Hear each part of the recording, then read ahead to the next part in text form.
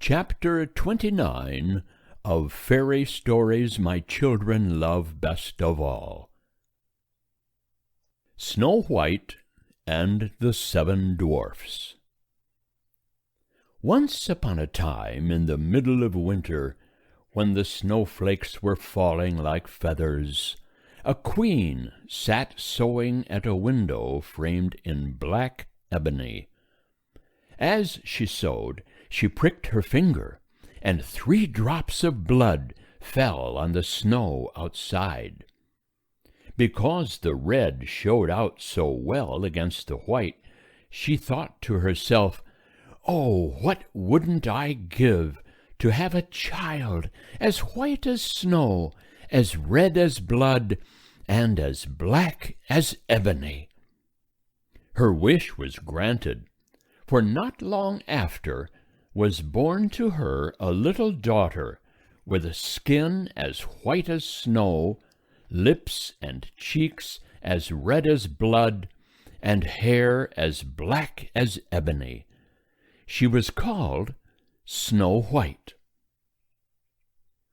Not long after her birth, the queen died, and within a year the king married again. His new wife was a beautiful but wicked woman, and so proud that she couldn't bear any rival to her beauty. An old witch, who was a friend of hers, had given her a magic mirror, and when she used to stand before it and ask, "Mirror, mirror in my hand, who's the fairest in the land?" it always replied, "You are most fair, my lady queen, none fairer in the land, I ween." Then the queen was happy, for she knew the mirror always spoke the truth. But Princess Snow White was growing prettier and prettier every year, and one day the prince of a neighboring kingdom was so struck by her loveliness that he asked for her hand in marriage. The queen put off giving him any answer for a year and a day, and when he was gone, she asked the mirror the usual question. This time it replied, "My lady queen, you are fair, 'tis true, but Snow White is more fair than you." Then the queen flew into the most violent passion, and calling her chief huntsman, she said, "Take the princess out into the wood and kill her, and bring me her heart, that I may be certain that she is dead." The huntsman led Snow White out into the wood, but she was so sweet and beautiful that he let her wander forth into the forest instead of killing her. He killed a wild pig instead, and brought its heart to the queen as a proof that Snow White was really dead. When Snow White found herself alone in the wood, she was greatly frightened, and began to run, and kept on running until she came to a little house. Through the window she saw there was no one at home, but she was so tired that she stepped inside to rest. Everything in the house was very small. A little table was set for supper, with 7 little plates, and against the wall were 7 little beds. Snow White was so hungry and thirsty that she ate a bit of bread and a little porridge from each plate, and drank a drop of water from each cup. Then she lay down on one of the beds and fell fast asleep. Soon the masters of the house returned. They were 7 dwarfs who dug deep in the heart of the mountain for gold and jewels. They soon noticed that someone had been in the room. "Who's been eating my bread?" said one of the dwarfs. "Who's been tasting my porridge?" said another. "Who's been drinking from my cup?" said a third. Then the first saw a hollow in his bed where Snow White had tried it, and he cried out, "Who's been lying on my bed?" Then all the dwarfs examined their beds, and the seventh started back in amazement, for there he beheld Snow White fast asleep. The dwarfs had never seen a little girl before, and they were so enchanted by Snow White's beauty that they gathered round with their lamps to admire her. The light woke Snow White. She was very much frightened at first, but the seven strange little dwarfs were so friendly that at last she told them how she came to be wandering so far in the forest, and how her stepmother had wished to put her to death. When the dwarfs had heard her story, they asked, "Will you stay and keep house for us, cook, make the beds, sweep the house, sew and knit? If you will do this, we shall be glad to have you live with us, and you shall want for nothing." So Snow White took up her abode with them. Every morning the dwarfs burrowed into the mountain to seek for gold and jewels, and every evening when they returned home, Snow White had their supper ready. They grew very fond of her, and she of them. But before they went away in the morning, they always warned her, saying, "Beware of the wicked queen. If she finds out that you are alive, she may attempt to harm you." The queen, because she thought she had seen Snow White's heart, believed that she was once more the most beautiful woman in the world. But one day, when she asked her magic mirror the usual question, it answered, "My lady queen, you are fair, 'tis true, but Snow White is fairer far than you. Snow White, who dwells with the seven little men, is as fair as you, as fair again." When the queen heard these words, she was struck dumb with horror, and ran quickly to the witch, and asked her how she might destroy Snow White. The witch, by magic, transformed the queen into an old peddler woman, and gave her a poisoned comb.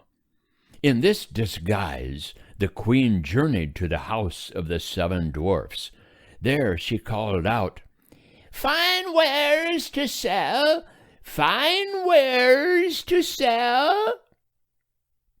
Snow White saw that the old woman was tired, and asked her into the house. But she would buy nothing, for she had no money. Then the old woman said, "Because you were kind and let me come into the house, I will give you this fine comb. Let me put it in your hair."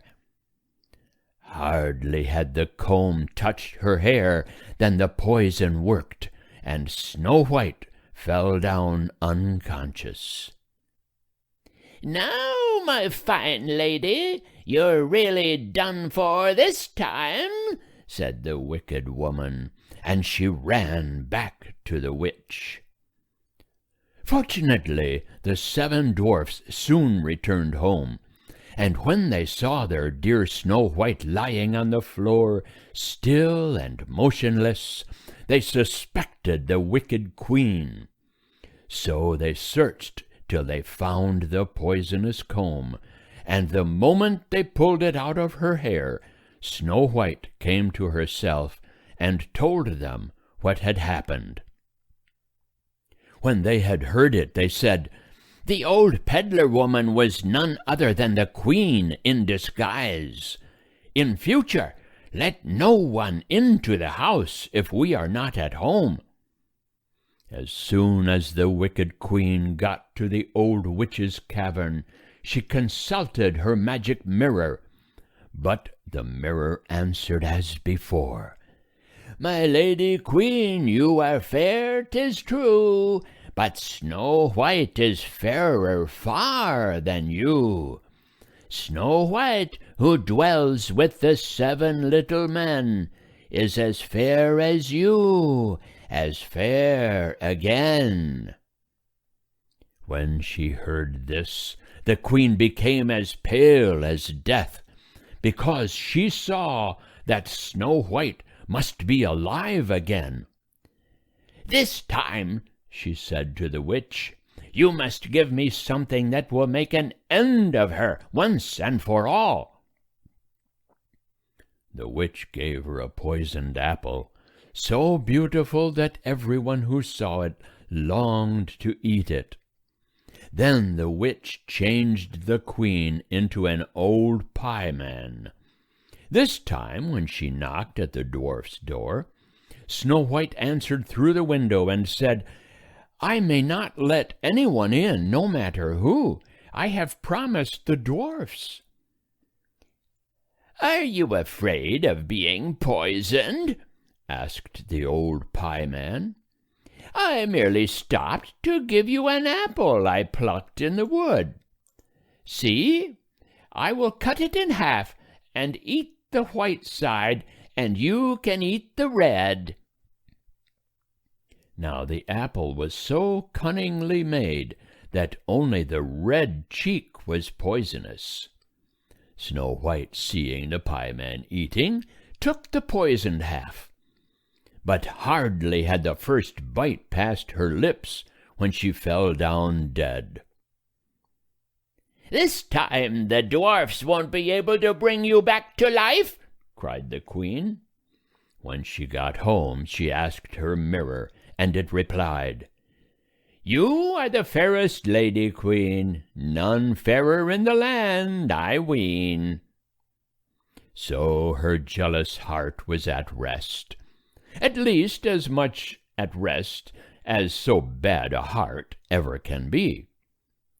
When the dwarfs came home, they found Snow White lifeless on the ground. They unlaced her bodice, combed her hair, and bathed her face with wine, but all in vain. Their little princess was dead. For 3 whole days they wept for her. She looked so lovely, as if she were only fast asleep, that they could not bear to hide her away in the black ground. So they made a coffin of crystal, and laid her in it, and wrote on the lid in gold letters that she was a princess. They set the coffin in a dell in the forest, and kept watch over it all the time. One day it happened that while the dwarfs kept guard over the coffin deep in the dell, the queen's huntsman, who had dug his way out of a tower in which he had been imprisoned, came searching through the forest for Snow White.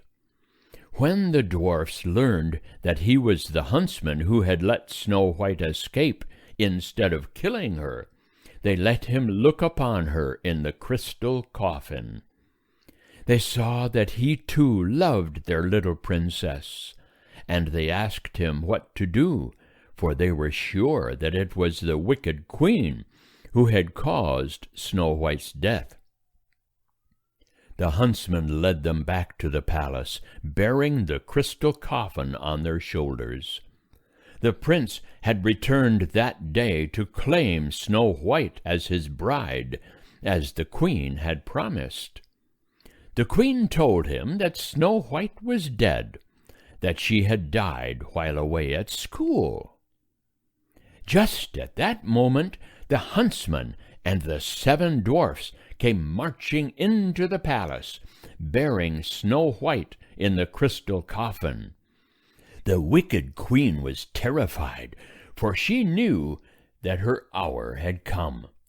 Quickly grasping the magic mirror, she asked, "Mirror, mirror in my hand, who's the fairest in the land?"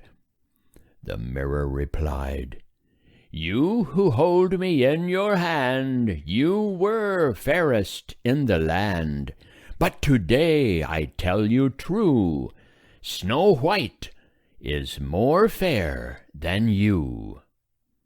In her rage and despair, the queen broke the magic mirror and rushed at the 7 dwarfs to keep them from bringing the crystal coffin into the throne room.